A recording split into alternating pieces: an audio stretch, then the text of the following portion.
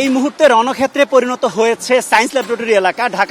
ঢাকা কলেজের শিক্ষার্থীদের সাথে এখানে যারা কোটা বিরোধী আন্দোলনকারী রয়েছে তাদের যেই অবস্থান কর্মসূচি আমরা দেখতে পেয়েছি, তারা কিন্তু সেই কর্মসূচি পালন করার জন্য দীর্ঘ সময় ধরে কিন্তু এখানে অবস্থান করছিলেন, কিন্তু বাধার মুখে পড়ে কিন্তু তারা সেদিকে অগ্রসর হতে পারছিলেন না। এই মুহূর্তে আমরা দেখতে পাচ্ছি তারা কিন্তু সেই বাধা অতিক্রম করে এগিয়ে যাচ্ছে এবং পর্যায়ক্রমে কিন্তু ধাওয়া পাল্টা দেওয়া হচ্ছে, যে চিত্রটি আমরা দেখতে পাচ্ছি। যদিও আমাদেরকে তারা দাবি করছে যে তারা শাহবাগের যে আন্দোলন এবং কেন্দ্রীয় শহীদ মিনার যে অবস্থান কর্মসূচি, সেই অবস্থান কর্মসূচিতে তাদের যাওয়ার কথা ছিল, কিন্তু তাদেরকে প্রতিহত করবার জন্য কিন্তু তাদেরকে এখানে ব্যারিকেড সৃষ্টি করা হয়েছে। সেজন্য কিন্তু তারা বাধ্য হয়ে এখন আক্রমণাত্মকভাবে কিন্তু তাদের উপরে হামলা করা হয়েছে, এমনটি কিন্তু তারা দাবি করছেন। এই মুহূর্তে তারা ঢাকা কলেজের যেই মূল গেটটি রয়েছে সেই গেটটি অতিক্রম করেছেন এবং আমরা দেখতে পাচ্ছি এখানে যারা কোটা পক্ষের আন্দোলনকারী তারা কিন্তু এগিয়ে যাচ্ছে। তাদের সাথে আমরা একটু কথা বলবার চেষ্টা করব।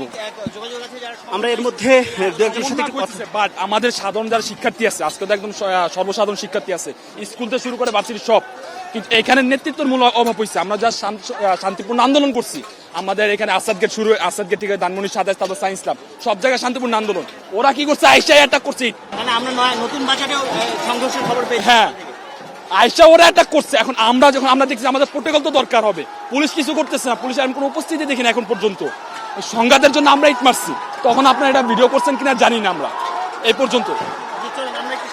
একটু সামনের দিকে দেখবার চেষ্টা করি যে আসলে এই মুহূর্তে শিক্ষার্থীরা, সাধারণ শিক্ষার্থী যারা রয়েছে, যারা এই কোটা বিরোধী আন্দোলনে যারা সম্মিলিত হয়েছেন, তারা কিন্তু এই মুহূর্তে অগ্রসর হচ্ছেন এবং তারা শহীদ মিনারে তাদের গন্তব্য, তারা যেমনটি আমাদেরকে জানিয়েছেন। আমরা দেখতে পাচ্ছি শিক্ষার্থীরা কিন্তু মূল সড়কে তখন পর্যন্ত কিন্তু ব্যারিকেডের মধ্যে কিন্তু তারা আবদ্ধ ছিলেন। তারা এই মুহূর্তে ব্যারিকেড ভেঙে অগ্রসর হয়েছেন। যেই চিত্রটি আমরা দেখতে পাচ্ছি, কিছুক্ষণ পরপরই আমরা দেখতে পাই কিন্তু মূলত শিক্ষার্থী এবং যারা এখানে কোটা পক্ষে যারা আন্দোলন করছেন তারা কিন্তু তাদের মধ্যে কিন্তু ধাওয়া পাল্টা ধাওয়ার ঘটনা আমরা কয়েকবারই কিন্তু দেখতে পেয়েছি। কিন্তু দীর্ঘ 2 ঘন্টা কিন্তু তারা এখানে অবস্থান করেছেন, তারা এই ব্যারিকেড অতিক্রম করতে পারেনি। এই মুহূর্তে কিন্তু তারা ব্যারিকেড অতিক্রম করে ঢাকা কলেজের মূল যে গেট, সেই গেটও কিন্তু তারা অতিক্রম করে তাদের গন্তব্যে কিন্তু তারা এগিয়ে যাচ্ছেন, যেই চিত্রটি আমরা দেখতে পাচ্ছি। এবং আমরা দুই পক্ষের যে চিত্রটি দেখতে পাচ্ছি যে আসলে এই মুহূর্তে ঢাকা কলেজের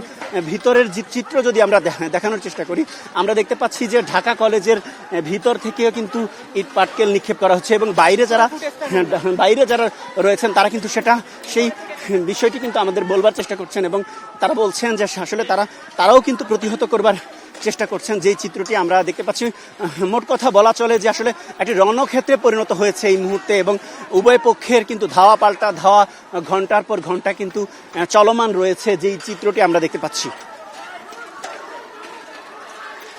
ওরা ঢাকা কলেজ থেকে বের হয়ে আমাদের উপর আক্রমণ করতেছে। এখন ওরা আমাদেরকে দেখাচ্ছে যে এটা ঢাকা কলেজ, এখানে মারবি না। ঢাকা কলেজ কি তাদেরকে শিখায় সাধারণ ইন্টারমিডিয়েট শিক্ষকদের গায়ে এভাবে হাত তুলতে এবং তারা ককটেল বোমা ফুটায়? কিভাবে তারা এই সাহস পায়? প্রত্যেকে সাহস পায়। আমাদের যদি গায়ে উপরে তোলা হয়, আমাদের অনেকের বয়সে 16 হয় নাই। আপনাদের আমাদের দিকে আপনারা এগুলা খন্ড খন্ড ভাবে বাংলাদেশের মানুষকে দেখাবে। পুলিশ তাদের পক্ষ নিয়ে তারা যে ককটেল নিক্ষেপ করতেছে, পুলিশ তাদের পক্ষ নিতেছে। এখানে পুলিশ এতক্ষণ চলো শিক্ষার্থীদের হাতে কোনো অস্ত্র ছিল না, তারা ফার্স্টে অস্ত্র নিয়ে আসছে। আমরা এখন প্রত্যেকটা শিক্ষার্থীর হাতে অস্ত্র, এখন তারা পার পাবে না, কারণ 1000-এর উপরে হবে এখানে শিক্ষার্থী। তারা এখন ভয় শেখ হাসিনার এই মুহূর্তে আপনারা যেমনটি আমরা দেখতে পাচ্ছি যে আপনারা অভিযোগ করছেন যে ওরা আপনাদের উপর আক্রমণ করেছে এবং আপনাদের হাতেও এই মুহূর্তে কিন্তু আপনাদের হাতেও কিন্তু এই মুহূর্তে দেশীয় অস্ত্র লাঠিসোঁটা দেখা যাচ্ছে। আপনারা কেন লাঠিসোঁটা হাতে নিয়েছেন? কেন ওয়েট আমি লাঠিসোঁটা কেন নিব না?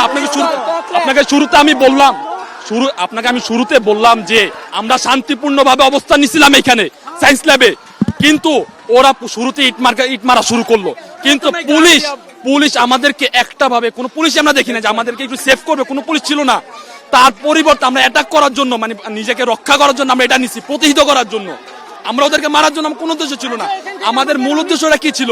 ওটা বিরোধী আন্দোলন।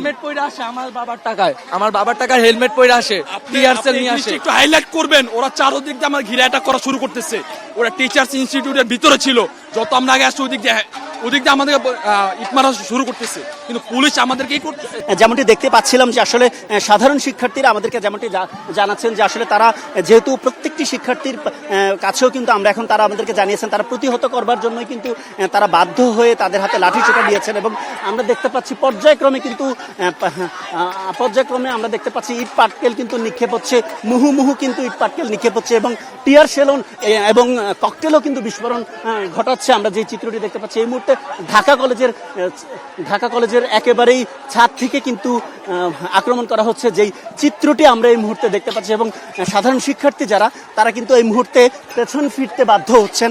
আমরা যেই চিত্রটি দেখতে পাচ্ছি যে আসলে ঘন্টার পর ঘন্টা কিন্তু এখানে এই আন্দোলন কিন্তু চলমান রয়েছে, পাল্টা আক্রমণ। এখানে আমরা কিন্তু এই মুহূর্তে আইন শৃঙ্খলা রক্ষাকারী বাহিনীর কোনো পরিস্থিতি আমরা দেখতে পাচ্ছি না। এবং এই মুহূর্তে আমরা দেখতে পাচ্ছি কিন্তু ঢাকা কলেজ থেকে শিক্ষার্থীরা কিন্তু আবারও বেরিয়ে এসেছেন এবং তারা বেরিয়ে কিন্তু পাল্টা আক্রমণ করবার চেষ্টা করছেন, যেই চিত্রটি আমরা দেখতে পাচ্ছি।